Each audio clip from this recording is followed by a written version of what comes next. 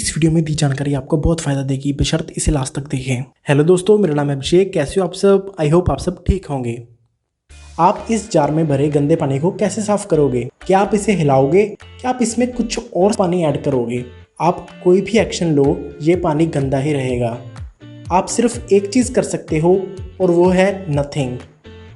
दूसरे शब्दों में कहूँ तो आप कुछ ना करके उस जार को बिना हिलाए पड़े रहने दें और वो गंदगी अपने आप नीचे बैठ जाएगी। यही सच्चाई ह्यूमन माइंड की है। ऐसा कोई रास्ता नहीं जो आपके माइंड को एकदम से शांत कर दे। माइंड हमेशा एक डायरेक्शन में वर्क करता है और वो है मोर थिंकिंग या ज़्यादा सोचना। आप कोई भी थॉट, प्रॉब्लम या स्ट्रेटजी फेंकोगे, दिमाग उसको कैच करके उसके बारे में ही और ज़्यादा सोचना शुरू कर देगा।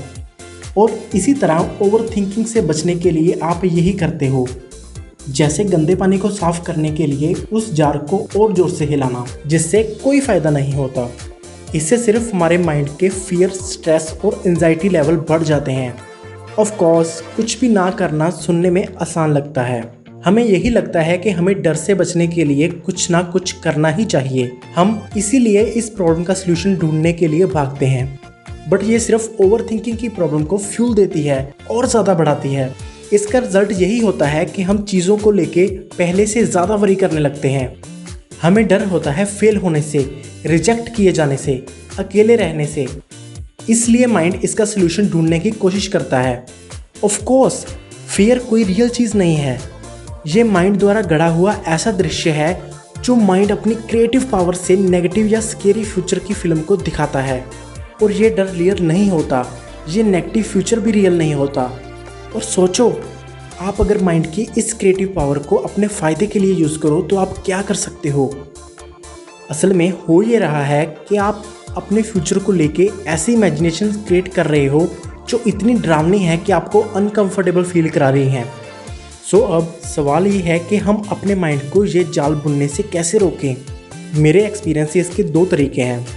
पहले आप बैठ के देखो जो भी नेगेटिव आइडियाज़ जो आपको आ रहे हैं और तब तक सिर्फ देखते रहो जब तक आप इमोशनली ओके नहीं हो जाते। ज़्यादातर डर अज्ञात का डर होता है। हमें शुरू से फेल होना बुरा है ऐसा सिखाया गया है और हम सोच के सलूशन ढूंढने की कोशिश करते हैं और जल्दी से एक्शन लेते हैं। और सबसे बुरी बात यह है कि डर में लिए गए एक्शंस का रिजल्ट भी नेगेटिव होता है। तो बैठ के सिर्फ देखने से ये होगा कि जब हम इसके साथ ओके फील करने लगेंगे तो डर अपनी पावर को हमारे सामने खोने लगेगा। इसकी बजाय डर के आगे बढ़े तो हम अपनी लाइफ को फ्रीडम, जॉय और प्यार के नज़रिए से देखने लगेंगे। ये हमारे माइंड को नेचुरली सेटल होने की इजाज़त देगा क्योंकि हमने उस डर को न्यूट्रलाइज कर लिया है जो हमें एंजाइटी के भाव पैदा कर रहा था। दूसरा रास्ता है जो मैं पर्सनली प्रेफर करता हूँ, जो सिंपली उस मैकेनिज्म को समझना जो हमारे रियलिटी के एक्सपीरियंस को बनाता है। जब हम ये समझ लेंगे कि डर सिर्फ एक मेंटल एनर्जी है और इसका हमारे सर्कमस्टेंसेस या आसपास के लोगों और घटनाओं से कोई लेना देना नहीं है, तो इसको ठीक करने की कोई सेंस ही नहीं बनेगी। जब हम ये सीख लेंगे कि हम अब तक हमारी सोच की फीलिंग में ही जी रहे थे और इसका हमारे आसपास की रियल लाइफ से कोई नाता नहीं है, तो हमारी लाइफ ट्रांसफॉर्म होना शुरू हो जाएगी। हम हमारी मेंटल एनर्जी की लहर पे सवार होने के लिए पूरी तरह से आज़ाद हो जाएंगे। जब भी हमारा माइंड ओवरथिंक करेगा तो हम आराम से बैठ के शो को एंजॉय करेंगे। जब भी हमें डर महसूस होगा तब बिना पकड़े जाने के डर से उसको अपनी तरफ आने देंगे। जब भी हमें जलन महसूस होगी तब हम बिना किसी को कोसे इनक्रेडिबल पावर को महसूस करेंगे।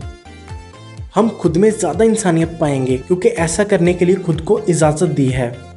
हम खुद पे हो रहे उस अत्याचार को ख़त्म करेंगे जो हमें कंट्रोल कर रहा है, रोक रहा है वो बनने से जो हम असलियत में हैं।